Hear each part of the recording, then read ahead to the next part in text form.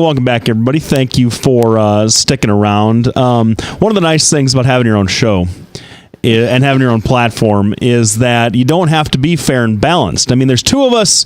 We have our own opinions, but there's no way that either one of us is going to have much good to say unless we think that it's true about the other side, or that we think that the point is well taken. And so while it would be fun to have a show where negativity and criticism got equal time, sometimes when the facts bear out your criticism more heavily on one side than the other, that's the way that the cookie crumbles. Yeah, absolutely. So we're talking now the death. I don't characterize necessarily this Trump nomination as the death spiral, but the question I wanted to ask you, Trump is the nominee. He's going to be the nominee. We got off on the cruise tangent. I didn't understand how that happened, because the real question I wanted to ask you is, are you going to vote for the Republican nominee for president? Are you going to vote? Are you going to go in November and pull the lever for Donald Trump? Well, it depends on, because he's got to come together on his foreign policy. I don't know, and that's the truth. I have no idea. I look at Donald Trump. There's a lot of good things about a Donald Trump presidency. What are they? The first one is, when you're running around in rarefied air like he has, living the life he has of a rock star, you get to meet all these people. And one of the people that he's good friends with is Putin. And we've been having some problems with Russia in the last couple of years. So I do think that with Donald Trump being in there, there is a chance that we'll get back to normalization of relationships with Russia, because this saber rattling with Russia and the rest of it is not doing us any good, isn't doing them any good, and really all it's doing is inflaming the rest of the world. I mean, if you look at the chaos that's spreading consistently across these countries, you need to have a strong America. And I believe that getting the Russians on board will help show that we have a strong America. I believe that he understands foreign economic policy better than Hillary Clinton. I'm not sure he understands foreign policy better than Hillary Clinton. The other thing is I do believe that Trump does understand the economy well enough that he is not going to wreck it, right?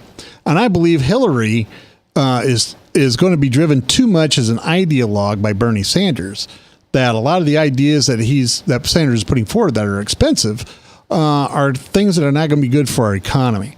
So a lot of this stuff, I believe those are the good points. The bad points are, look at what he says. You can't have a president saying that stuff. You can't have a president going around poking the eye of potentially our allies. Now, Barack Obama has done that. It's all politics, but you can't say it in the way that Donald Trump says it. And I think that's a drawback. I think Hillary's going to has her own problems. I truly don't think that she understands foreign policy as well as everybody thinks she does. I think that she is an old white woman with old white ideas, and I'm not quite sure she's going to do very well on the international stage. But I do believe that she is a deal maker, that will be more willing to deal with the Republicans than Obama has. And I believe that she's going to be willing to make the deals like Slick Willie did back when he was president. And I think that's something we need. We're going to have to see how the Democrats in Congress and Senate will work with somebody like Trump. And at this point, I don't think they're going to be willing to work with him. Well, I mean, what do you think? Oh, what his good points are and bad points? Are we doing like a pro-con list? Well, sure. Why not? I don't see much good about a Trump presidency. I don't think you've cited some things that I don't think there's any evidence of. I don't think there's any evidence that he knows anything about economic foreign policy. I don't think there's any evidence that he knows anything about foreign policy at all. I don't think there's any evidence that he understands the economy outside his own business. I really don't. The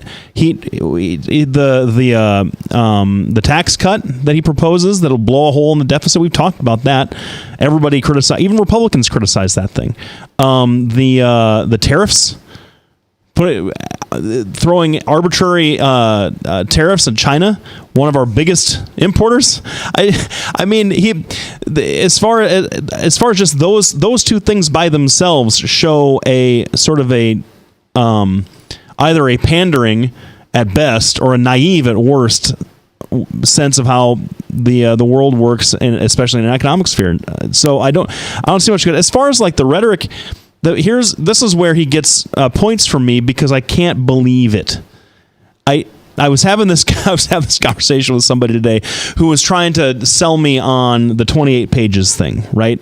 About Saudi Arabia and what that would mean if it was true that Saudi Arabia orchestrated 9/11 or financed the guys that orchestrated 9/11. And my response was, I don't think there's anything in there. I think that whatever's redacted is redacted for a reason, but I don't think that there's anything that would implicate what you're claiming, because if so, then George W. Bush perpetuated probably the worst, from the seat of the president, the worst treachery against the country of any president of all time by continuing to support an ally that helped kill 3,000 Americans. I don't think, and well, of course he could, because he's bought and paid for. That's the kind of rhetoric I can't handle, because I don't have it in me to believe that about an elected official of this country, and I can't believe it about George W. Bush. I can't believe it about Bill Clinton or Barack Obama, any of them.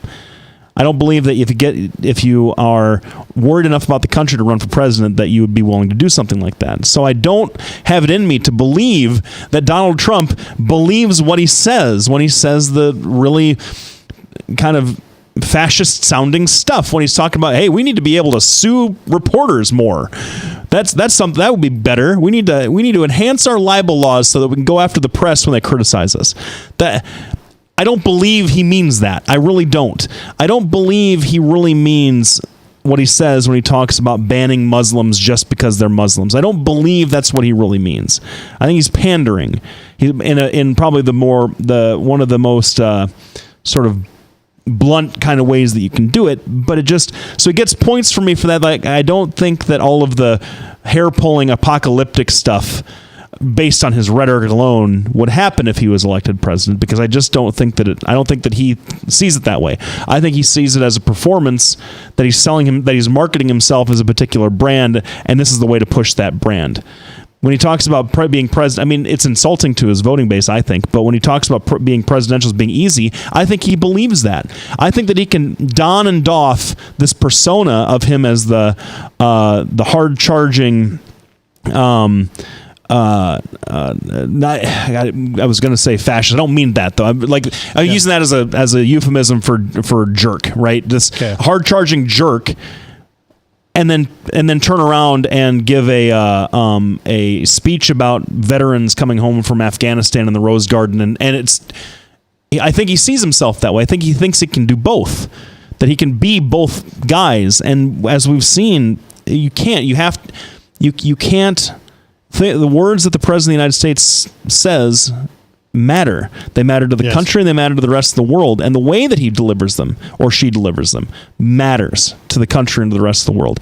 So while I don't think that he really believes that stuff, I don't think that he can pull it off. I really don't. Thanks everybody for tuning in. We couldn't do what we do without you. We're going to be back after this break. We're going to continue our analysis of the Republican death spiral for a couple of minutes, and then we're going to head off to the Democrats and see what kind of problems they face, and to see actually if they have the level of backstabbing that the Republicans do. Thanks everybody for tuning in. We'll be back right